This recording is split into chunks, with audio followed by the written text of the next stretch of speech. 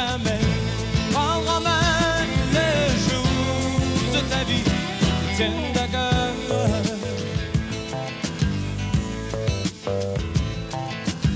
Si ce n'est rien qu'une question de fierté, laisse tomber.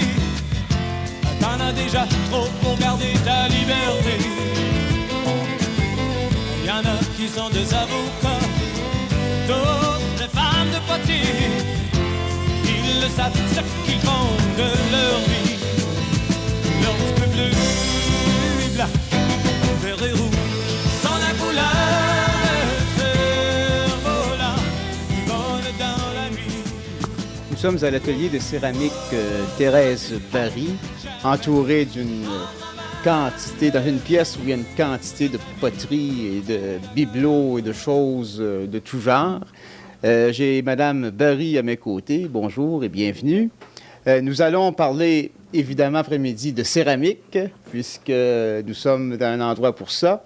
Et peut-être d'abord, en quelques mots, d'où vous est venu le goût de la céramique? Un peu d'artisanat, parce que moi, j'ai toujours été aimé créer quelque chose de mes mains. Ça fait que là, j'ai la demande des élèves, mais là, je les ai formés un atelier pour qu'ils peuvent en faire. Ça fait longtemps que vous en faites de la céramique? Sur moule, ça fait seulement qu'1 an et demi, mais à la main, ça fait 6 ans. Ça fait 6 ans. Et puis, je vois que vous ne gardez pas vos connaissances pour vous, vous le faites partager aussi à beaucoup de personnes. Ah oui, tous les élèves, ça, ils me le disent aussi, que là, quand il y a quelque chose qui ne va pas, mais là, je le dis tout de suite, corriger le défaut quand il y en a. Puis les autres, ils ont l'air bien satisfaits de ça. Fait que finalement, pour vous, la céramique n'est pas seulement un hobby ou un passe-temps, c'est devenu une occupation assez grande. C'est un gros hobby. Il y a plusieurs façons de travailler la céramique. Vous, plus particulièrement, c'est à partir du moulage, je pense. À partir du moulage, mais ensuite, on peut le modifier en faisant d'autres choses créées. Moi, j'ai toujours été créatif de mes mains, ça fait que j'aime modifier mes moules.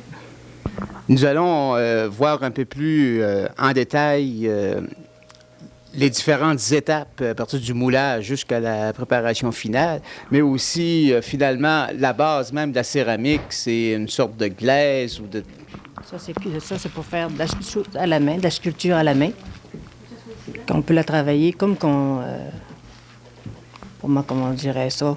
Elle est très, très maniable, très molle. Ça fait qu'il nous rend que si on veut faire des fleurs ou des appliqués sur une pièce, on peut faire ce qu'on veut avec cette terre-là, en la réchauffant de nos mains. Puis quand même, c'est un moule, tu peux l'appliquer sur ton moule.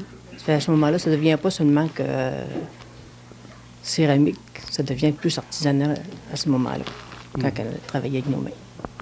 Eh bien, nous allons peut-être maintenant essayer de voir à partir du moulage, qu'est-ce que ça donne jusqu'aux différentes étapes. Nous avons ici, juste à côté, des moules qui viennent juste d'être remplis. Ça ici, là, ça c'est une tasse. On la remplit de terre liquide. Quand il est rendu à un certain degré, on la laisse à peu près une quinzaine de minutes. Quand on voit l'épaisseur désirée qu'on veut avoir, là, on vide le surplus. Puis à ce moment-là, il nous reste l'article qu'on veut avoir. Puis là, pour le laisser durcir encore, on ne peut pas la démouler avant 1h30, 2 heures. On vide ça en liquide, ça commence à prendre, et ça prend sur les bords, finalement, sur le bord du moule. Le plâtre absorbe l'humidité de la terre. C'est ça qui permet de faire un modèle avec notre moule. Parce qu'à ce moment-là, si on le laissait plein, mais là, ça serait plus... Puis en face, mais ici, ça, c'est une autre pièce, mais ça, c'est des assiettes. Mais ce petit qui reste, c'est la même technique encore que les tasses, mais ce petit que lui, on le laisse plein. Ah, évidemment, l'assiette... Elle reste pleine, ça fait que là, une tasse, il faut la vider pour avoir un vide en dedans, à l'intérieur, tandis qu'une assiette, ça reste plein. OK. Maintenant vient se joindre à nous M. Georges Barry. Nous sommes rendus à l'étape du démoulage. C'est ce que nous allons voir à l'instant. Bonjour, M. Barry. Bonjour. Là, on commence à démouler. Il faut que j'enlève l'élastique qui tienne les deux morceaux. Puis j'ai toujours mon moule sur le côté. Puis là, je soulève la première partie sans briser la pièce.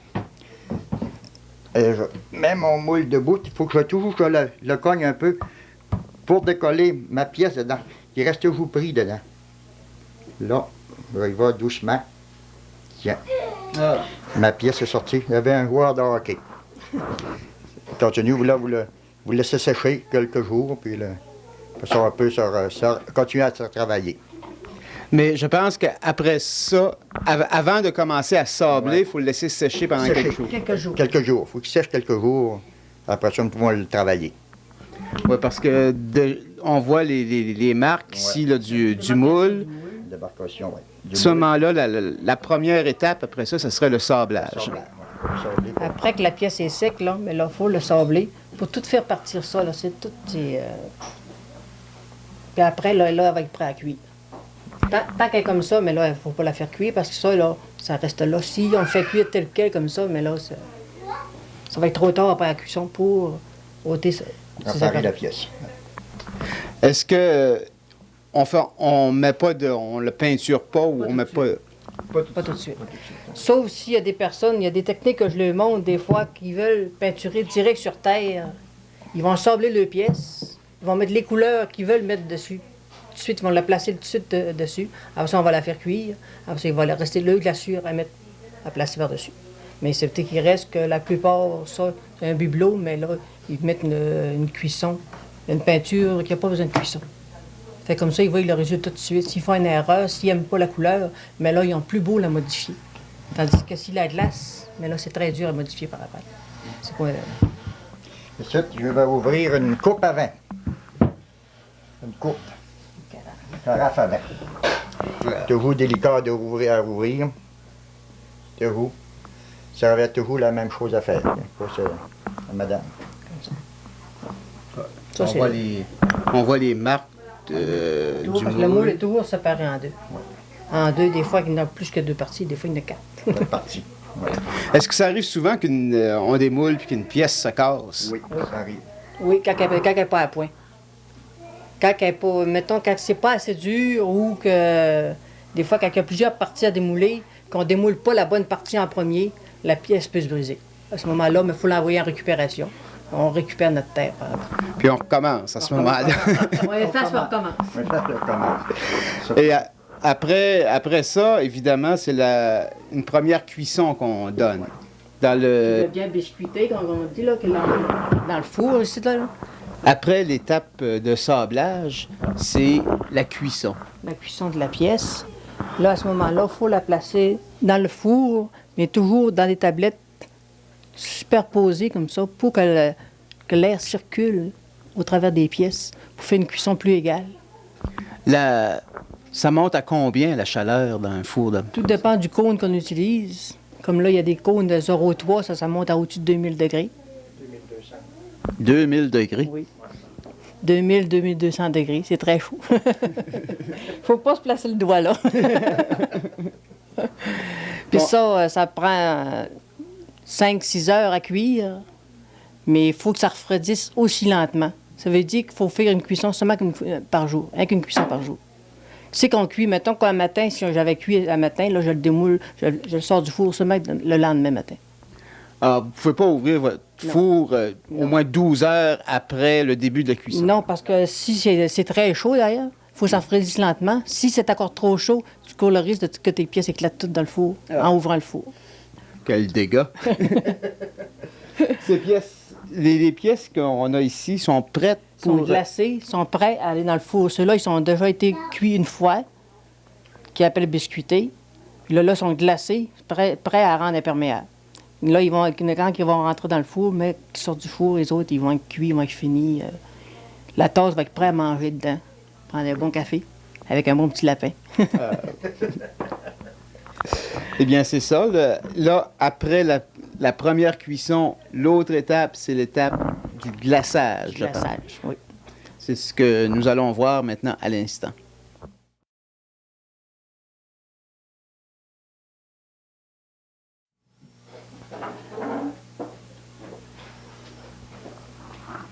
Maintenant, nous sommes à la période du glaçage ou de la glaçure. Du glaçage, de la finition de la pièce pour la rendre imperméable. Si on n'appliquait pas cette couche-là, mais là, on ne pourrait pas jamais se servir de notre pièce parce que là, c'est ça qui la rend imperméable pour pouvoir manger dedans. Ah, ça absorberait les liquides. C'est une sorte de couleur un peu verte. Est-ce que ça va sortir cette couleur-là? La pièce est brune en dessous. Elle va sortir brune. Ah, ça va sortir brun. Ça, sa teinte-là, c'est vert, mais ça sort transparent.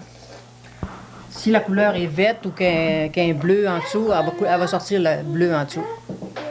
Ça, c'est juste pour dire la rendre imperméable. Parce que ces pièces-là ont déjà eu une couche de Ils peinture. ont déjà eu une cuisson, puis il y a eu une peinture en dessous. Ah, bon, c'est ça. Qu'on appelle, nous autres ici, là, une sous-glaçure. Une sous-glaçure, mais ça, on l'applique sur terre, avant la première cuisson. Ah, c'est déjà appliqué avant la première cuisson. La deuxième, une fois cette étape-là faite, il faut le faire sécher ça, j'imagine, un bout de temps? Ça prend à peu près une quinzaine de minutes à sécher, là. Mais il faut toujours faut donner 3 couches de peinture sur notre pièce. Mais il faut toujours que la pièce soit bien sec entre chaque couche avant d'appliquer notre seconde couche de peinture. Puis après que c'est sec, mais là, elle est prête à aller dans le four. Mais il faut toujours une vaisselle, faut toujours que ça y aille 2 fois dans le four pour que ça soit bon. Donc, après la première cuisson, il y a, disons, plusieurs... il y a la glaçure, la peinture est déjà dessus. Oui, il y a une sous-glaçure qui a été appliquée avant, mais c'est pas toute. Ça dépend. Comme moi, j'ai utilisé une sous-glaçure en dessous, mais la plupart, il y en a des fois qui appliquent rien. S'ils veulent avoir le pièce simplement blanche, parce que la terre, l'argile, elle, en cuisant, elle devient blanche. Si la personne veut la garder blanche, elle se met à placer dessus seulement qu'une transparente, puis sa pièce va sortir blanche. Mais si elle veut avoir de la couleur, il faut qu'elle l'applique au préalable. Ça veut dire que ces pièces-là vont être prêtes à aller à la deuxième cuisson au four. Qui va être la dernière étape.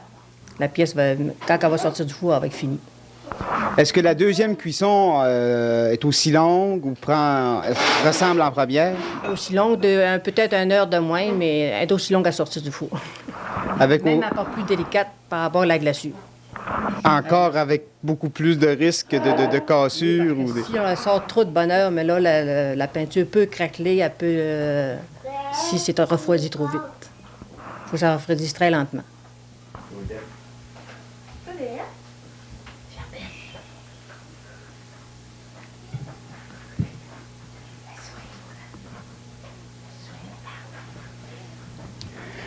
Nous avons ici tout un ensemble de pièces qui illustrent les différentes étapes. Nous en étions rendus. Finalement, lors de la dernière cuisson, la pièce sort comme ça. Ça, c'est glacé comme ça. C'est là que la pièce est finie. Puis là, ça, c'est juste l'étape avant. Ça, là, elle a sa glaçure dessus, mais elle n'est pas cuite. Mais les trous qu'on peut voir là-dedans, comparé à celle-là où il n'y a pas de trous, c'est fait avant la première cuisson, j'imagine? En sortant du moule, avant que la pièce soit dure, ça, quand on veut la modifier, c'est le temps de la modifier tout de suite, avant qu'elle soit dure, puis là, on fait le modèle qu'on veut dedans.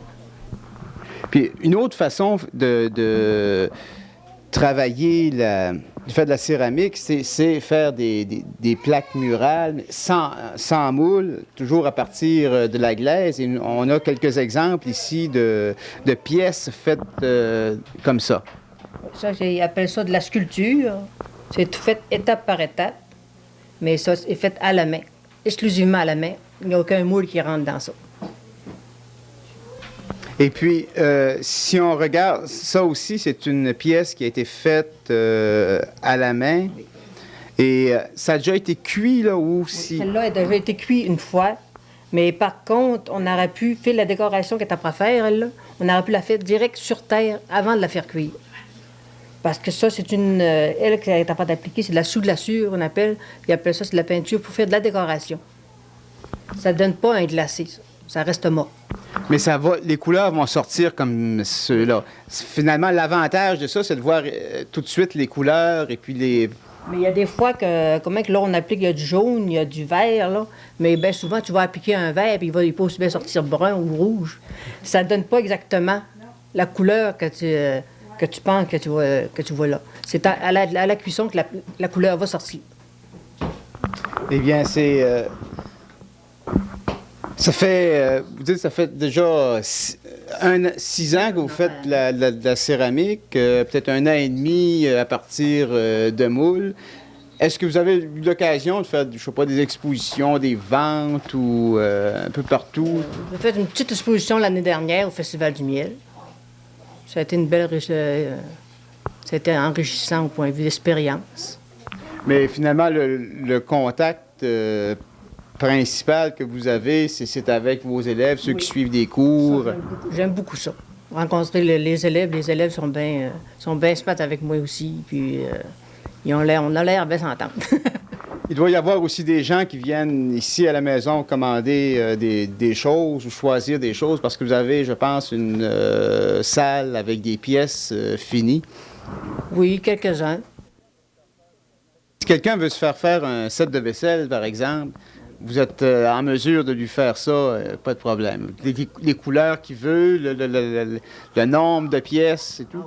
Ah oui, tout à leur choix, la couleur qu'ils veulent avoir. Eh bien, félicitations, Madame Barry. C'est un plaisir de s'entretenir avec vous. Et nous espérons que votre atelier continuera à avoir du succès. Merci. Merci.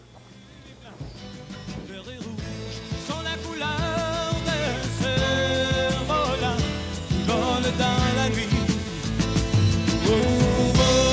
oseras-tu jamais prendre en main les jours de ta vie qui tiennent à cœur?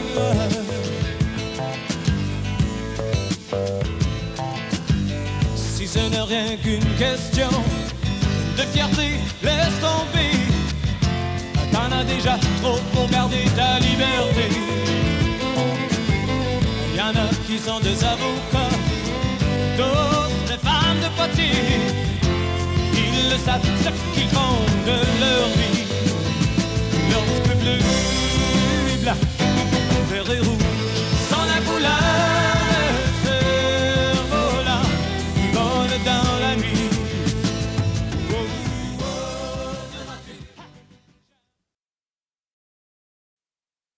Du trottoir. Tous les autres m'agacent, ceux qui parlent haut, ceux qui parlent fort. Je ne vois que toi dans l'écran de glace entre les bouteilles de Southern Comfort. J'ai besoin de toi pour vivre, c'est une question d'équilibre. Quand t'es parti, ça m'a coupé les ailes. Et depuis, le plancher m'appelle. Le plancher m'appelle. Le plancher m'appelle.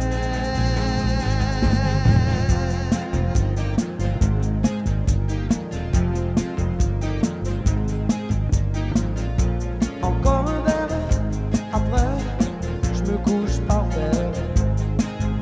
Je veux dormir en essayant de croire que c'est encore un de tes retards. Tous les autres m'agacent, ceux qui parlent haut, ceux qui parlent fort. Je ne vois que toi dans l'écran de glace entre les bouteilles de Southern Comfort. J'ai besoin de toi pour vivre, c'est une question d'équilibre. Quand t'es parti, ça m'a coupé les ailes. Et depuis, le plancher m'appelle. Le plancher m'appelle. Le plancher